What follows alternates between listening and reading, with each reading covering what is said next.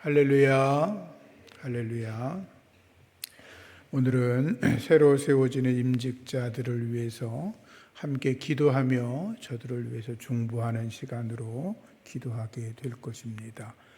특별히 임직 예정자 세우신 여러분들이 교회의 기둥이 되셔서 하나님께 기쁨이 되고 성도들에게 인정과 사랑을 받고 또 본이 되고 존경받는 하나님의 사람들 되어주시기를 주의 이름으로 부탁을 드립니다. 또 우리 성도님들은 저들을 위해서 믿음으로 기도해 주시고 격려해 주시고 잘할 수 있다고 용기를 북돋아 주시기를 바랍니다. 솔로몬 성전에는 두 개의 큰 기둥이 있었습니다. 야긴과 보아스라고 하는 거죠. 기둥의 높이가 9m였고 그 위에 또 주두가 2.5m, 그래서 11.5m의 기둥이 큰 것이 두 개 있었습니다. 기둥의 이 둘레가 6m였다고 하니까 아마 당시로서는 가장 큰 건축물 중에 하나였을 것입니다. 야긴, 하나님이 세우셨다. 보아스, 하나님에게는 능력이 있다라는 거죠.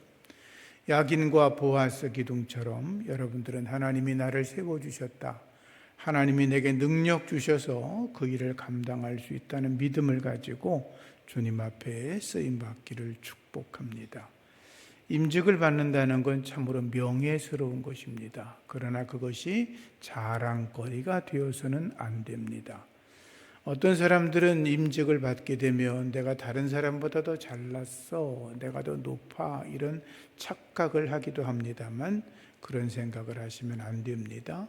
직분을 받았다는 것은 오늘 집사님 기도하신 것처럼 다른 사람들보다 더 많은, 더 무거운 십자가를 지는 거다라는 것을 여러분들이 이해하시고 하나님 앞에 헌신할 수 있기를 바랍니다. 직분이 주어지는 것은 교회를 오래 다녔다고 주어지는 것이 아닙니다. 겸손하고 순종하고 죽도록 충성하고 주님 앞에 자신을 온전히 드려 하나님 앞에 쓰임 받으려고 준비되고 일하는 자들이 직분을 받아 헌신하게 되는 것입니다. 여러분, 우리 임직자님들 참 감사드리는데 지금 여러분들 앉은 그 자리가 여러분들의 기도 자리가 되기를 주의 이름으로 부탁을 드립니다. 남들보다 더 성경 많이 읽으시고 더 많이 기도하시고 더 봉사하시고 헌금도 누구보다 더 앞장서서 하시고 더 희생하고 더 낮아지고 섬기셔서 누가 보아도 우리 새샘교회 임직자들은 하나님이 기뻐하시고 모든 사람들이 부러워할 만한 좋은 임직자들이 되시기를 중심으로 부탁을 드립니다. 여기 오늘 말씀을 보면 사도 바울이 야고보 그리고 베드로, 요한을 향하여 기둥같이 여긴다라는 말을 하고 있습니다. 예나 지금이나 건물을 지으려면 기둥이 있어야 합니다. 기둥 없이 집을 짓거나 건물을 짓는 예는 전혀 없지요. 교회도 마찬가지입니다. 교회 안에도 하나님이 기뻐하시는 든든한 기둥들이 세워져야 되는데 여러분들이 바로 그러한 기둥이 되는 줄로 아시고 기둥 같은 믿음의 사람이 되시기를 바랍니다. 바울이 왜 기둥이라고 이야기를 했을까요? 기둥은 견고하기 때문에 그렇습니다. 기둥은 건물을 지탱하고 있지 않습니까? 여기도 지금 여러 개의 기둥이 세워져 있습니다. 이 건물이 우리 예배당을 든든하게 버티고 있습니다. 영적 지도자들은 기둥같이 견고한 믿음이 있어야 합니다. 여호수아서 1장 6절 이하에 보면 모세의 후계자가 되는 여호수아에게 하나님 말씀하십니다. 너는 마음을 강하게 하고 담대하게 하라. 너는 마음을 강하게 하고 지극히 담대하게 해라. 너는 마음을 강하게 하고 담대하게 하라. 이 말씀을 3차례 거듭거듭 하십니다. 하나님의 교회 안에서 거룩한 기둥이 되는 사람들은 마음을 강하게 하고 담대하게 해야 합니다. 하나님 안에서 내가 흔들리지 않는 견고한 튼튼한 믿음을 가져야 합니다. 이사야서 26장 3절에 주께서 심지가 견고한 자를 평강하고 평강하도록 지켜주신다라고 했으니 여러분들 견고한 믿음으로 주님을 섬기며 나아가시기를 바랍니다. 두 번째, 기둥은 곧아야 합니다. 곧지 않고 휘어져 있는 기둥은 힘을 쓰지를 못합니다. 하나님의 집의 기둥은 온전하고 곧아야 합니다. 마음의 중심이 구부러진 사람들 하나님의 집의 기둥으로 쓰임받을 수 없습니다. 하나님은 사람을 외모로 보지 않고 그 중심을 보신다고 했습니다. 여러분들의 마음이 온전하고 올곧아지기를 바랍니다. 사도행전 13장 22절에 이런 말씀 있죠. 내가 이새의 아들 다윗을 만나니 내 마음에 합한 자라 라고 말씀하십니다. 다윗이 어떤 사람인데 하나님의 마음에 합하다는 말을 들었을까요? 열왕기상 9장에 보면 이런 말씀이 나오죠. 하나님이 솔로몬에게 말씀하실 때 내가 만일 내 아버지 다윗의 행함같이 마음이 온전하고 마음이 바르고 내 앞에서 행하고 내 말을 순종하고 내 법도와 율례를 지키면 이라고 말합니다. 다윗은 마음이 온전한 자였습니다. 언제나 하나님 앞에서 그의 마음이 바르게 서 있었습니다. 하나님 앞에서 주의 말씀에 순종하고 하나님의 말씀과 율례와 법도를 온전히 지켜 나갔습니다. 곧은 사람이었다라고 하는 거죠. 오늘 임직 대상 되시는 여러분들 온전한 믿음으로 곧은 믿음으로 하나님 앞에 서시기를 부탁을 드립니다. 세 번째, 기둥이라고 이야기할 때는 기둥은 바르게 서 있기 때문입니다. 기둥이 바르게 서지 못하면 힘을 쓰지 못합니다. 그 말은 뭐냐면 좌로나 우로나 치우치지 아니하고 하나님 앞에 바르게 서 있다라고 하는 것입니다.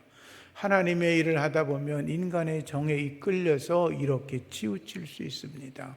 자기 욕심 때문에 또 이쪽으로 치우칠 수 있습니다. 그런데 하나님의 일을 하는 사람들은 하나님 말씀을 보고 하나님 바라보고 앞으로 전진해 가야 합니다. 좌로나 우로나 치우치다 보면 하나님의 교회를 망치게 할 수가 있습니다. 여러분들은 오직 하나님만 바라보고 나아가시기를 주의 이름으로 부탁을 드립니다. 삼손이 사사로 부름을 받지 않습니까? 그러나 그는 여인에게 유혹되어 자멸의 길을 걷습니다. 발람이라고 하는 자는 뇌물에 눈이 어두워서 가서는 안 될 길을 걷습니다. 아합 왕은 자기 욕심에 눈이 어두워 수많은 사람을 죽입니다. 기하시는 물질에 눈이 어두워 금덩어리를 취했다가 문둥병자가 됩니다. 대만은 세상을 사랑하여 하나님을 떠나고 말았습니다. 그러면 안 됩니다. 교회 안에서는 자기 이해관계, 정욕, 자기의 야심에 이끌리면 교회의 기둥이 될 수 없고 오히려 그런 자들의 기둥이 되면 교회가 하루아침에 무너져 버리게 되는 것입니다.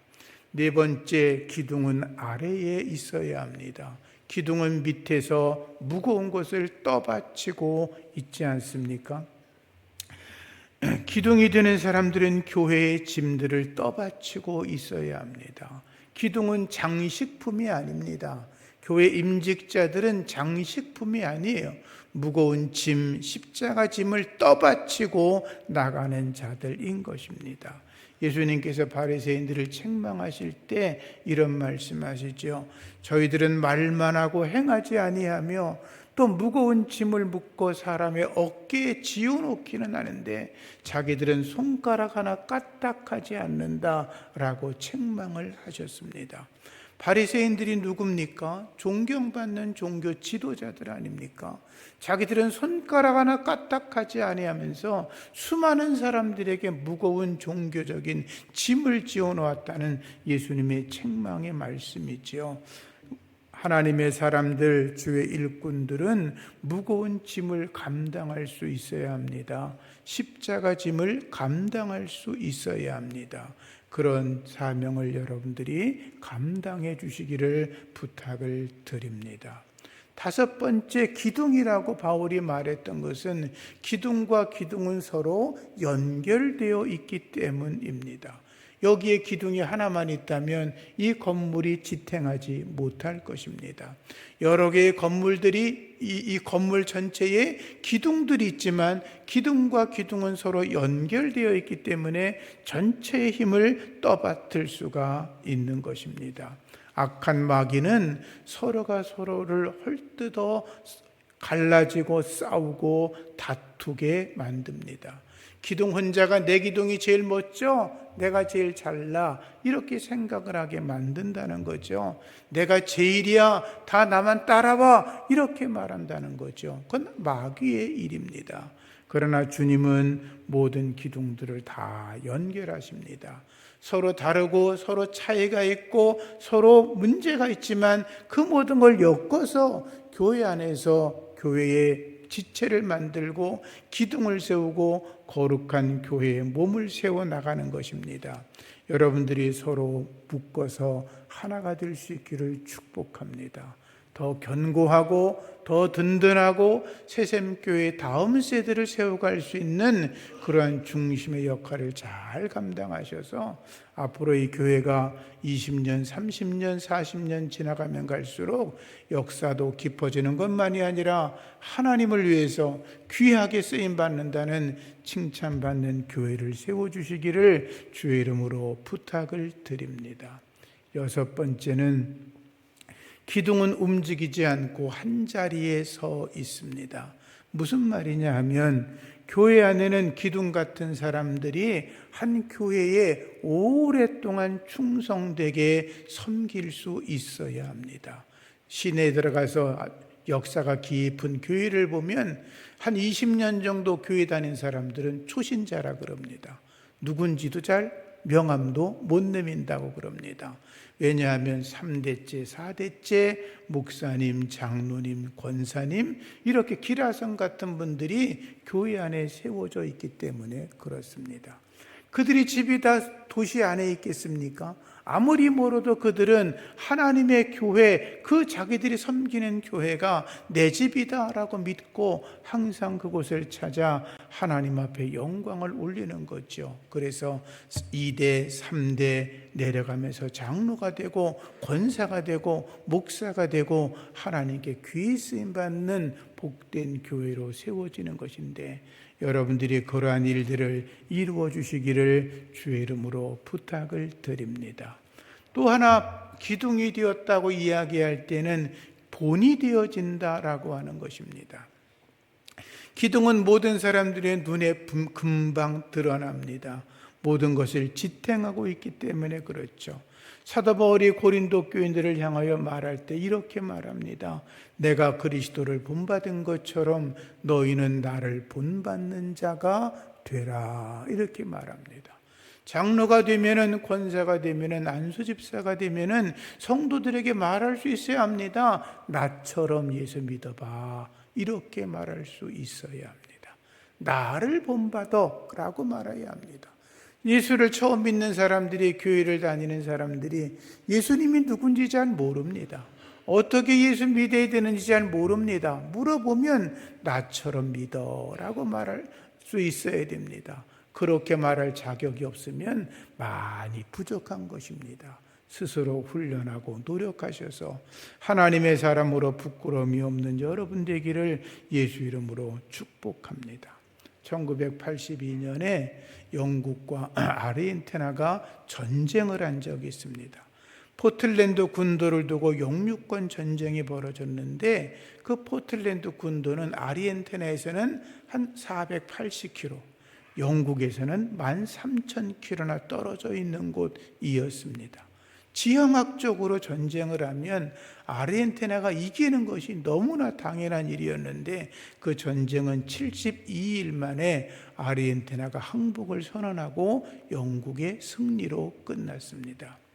그때 영국의 국영방송 BBC 방송이 그 뉴스 시간에 크게 방영한 그 여러 가지 이야기 중에서 두 개의 감명 깊은 사건이 있었는데, 하나는 당시 엘리자베스 영국 여왕이 둘째 아들 앤드류가 공군기를 타고서 전투에 참여하는 장면이 방영되었고, 또 하나는 당시의 대처 수상이 아들이 육군 사병으로 배를 타고 전쟁터에 참여하는 장면이 TV에서 크게 화면에 잡혀 나왔습니다. 영국 사람들이 얼마나 그 모습에 감명을 받았겠어요? 전쟁에 참여하는 자들이 여왕의 아들과 대처 수상의 아들이 전쟁에 참여했으니 얼마나 사기가 높게 올랐겠어요? 그 전쟁은 쉽게 끝났던 거죠. 하나님의 사람들, 하나님께 쓰임받을 지도자들은 나를 따르라고 하는 본을 보이는 믿음을 가지고 있어야 합니다. 그래서 요한복음 13장 15절 말씀에도 내가 너희에게 행한 것 같이 너희도 행하게 하려 하여 내가 너희들에게 본을 보였다라고 말씀하십니다. 예수님께서 제자들의 발을 씻긴 이유가 내가 너희들에게 섬김의 본을 보이려고 이것을 했다라고 말씀하시는 거죠. 여러분들이 본이 되는 하나님의 사람이 되기를 다시 한번 주의 이름으로 부탁을 드립니다.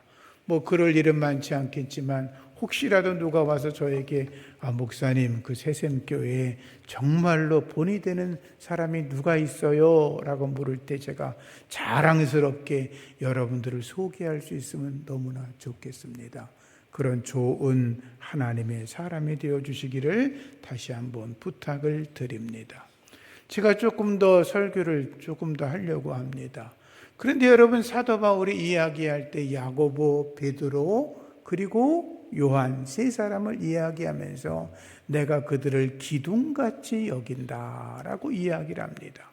그런데 그 말을 가만히 곰곰이 곱씹어보면 바울이 왜 굳이 그런 말을 할 필요가 있었을까? 그런 생각을 합니다.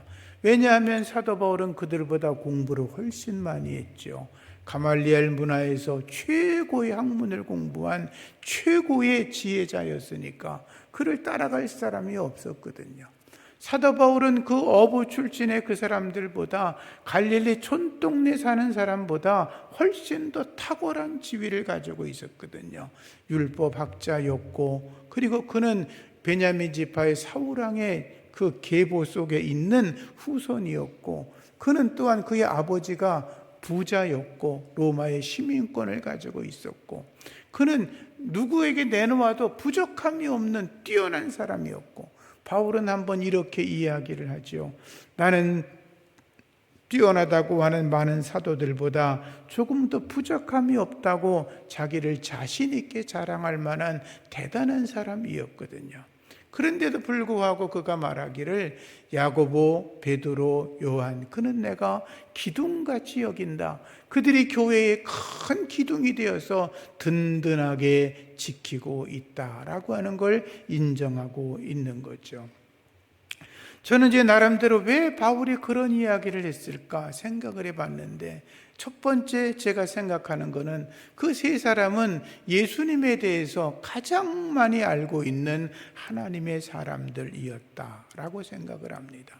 야고보는 사도 야고보가 아닙니다. 여기서 말하는 야고보는 예수님의 친동생 야고보를 이야기하고 있는 것입니다. 예수님의 친동생 야고보는 예수님이 어렸을 때부터 자기 형이었으니까 형이라고 부르면서 같이 30년 정도를 같이 집에서 살고 있지 않았겠습니까?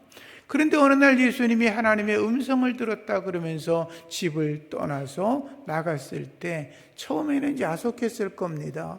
목수일을 하면서 집안의 경제를 돌보던 자기 형이 모든 걸 다 버리고 미련 없이 떠나버리니까 얼마나 속상했겠어요. 그런데 시간이 지나가면서 예수 그리스도가 십자가에 달려 죽는다는 걸 알고 예수님이 하나님의 아들인 걸 비로소 깨닫습니다. 부활하고 승천한 뒤에 오순절 마가의 다락방에 기도의 자리에 들어갔다가 성령의 충만함을 받고 하나님 앞에 존귀하게 쓰임받는 거룩한 주님의 일꾼이 되었습니다. 사실 야고보만큼 예수님을 가장 많이 아는 사람이 없었을 것입니다. 베드로와 그리고 요한도 마찬가지였습니다. 사도 야고보, 베드로, 요한 이 세 사람은 예수님이 특별하게 아끼던 사람이었습니다. 12명의 제자가 있었지만 예수님은 아주 중요한 사건이 있을 때마다 그 3명만 데리고 다녔거든요. 회당장 야이로의 딸을 살려내실 때 사도 야고보, 베드로, 요한을 데리고 들어가십니다. 변화산에서 당신의 몸이 변화되어서 모세와 엘리야를 만나시는 모습을 보일 때도 사도 야고보, 베드로, 요한을 데리고 가십니다.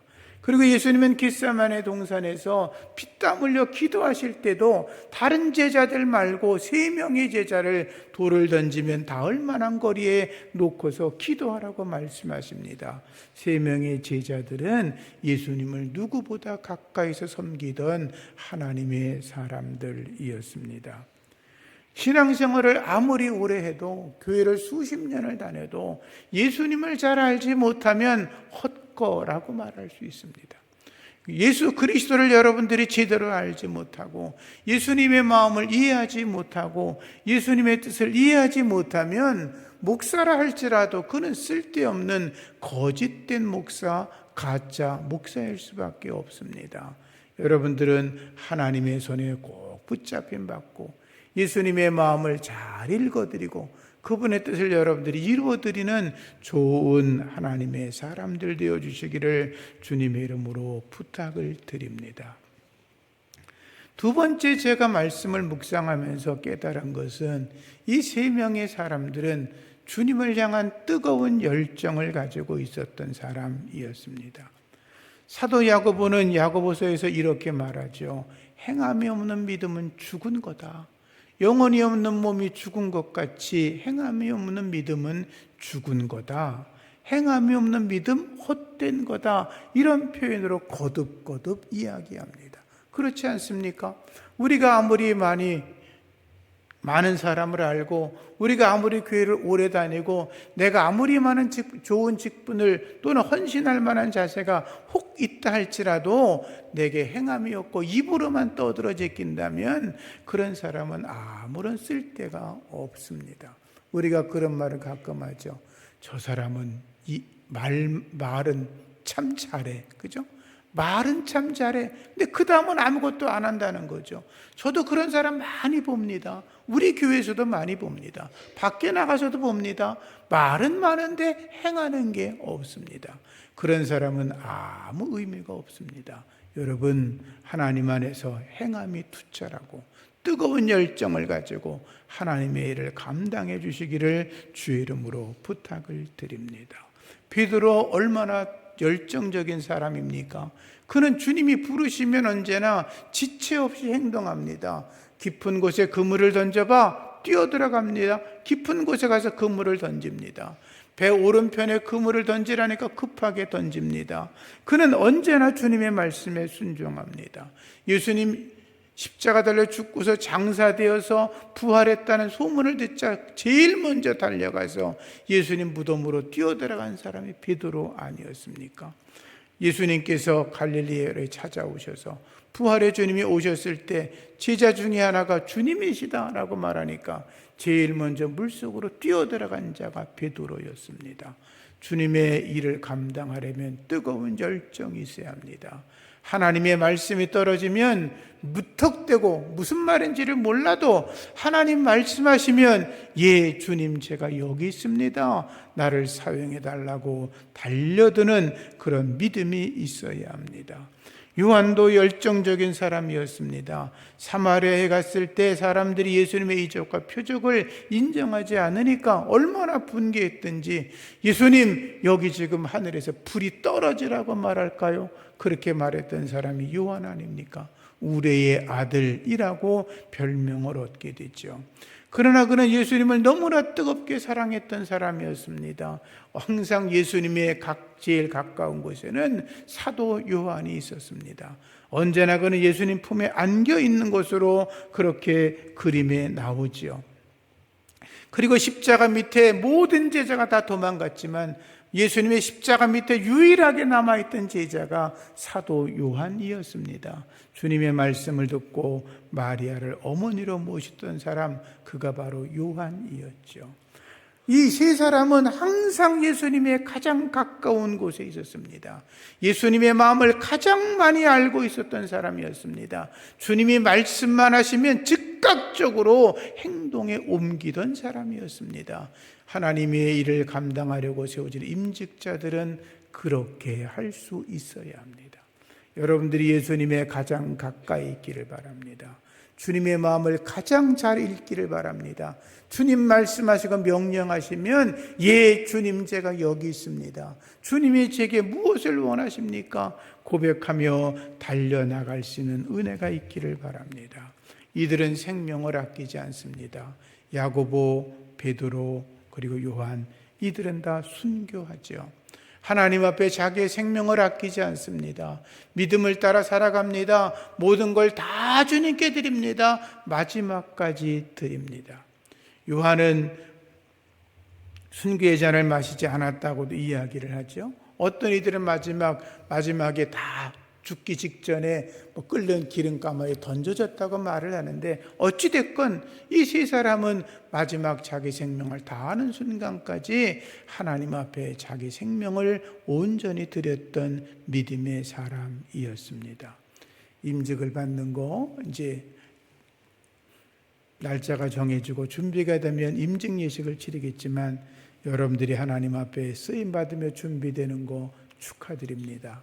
그러나 그 길이 하나님의 십자가를 지고 감당하는 것을 기억하시고 묵묵히 주님이 말씀하시는 대로 순종하셔서 하나님 앞에 여러분들이 존귀하게 쓰임받고 모든 성도들에게 존경받고 사랑받고 인정받는 하나님의 사람으로 세워지기를 주의 이름으로 축복합니다.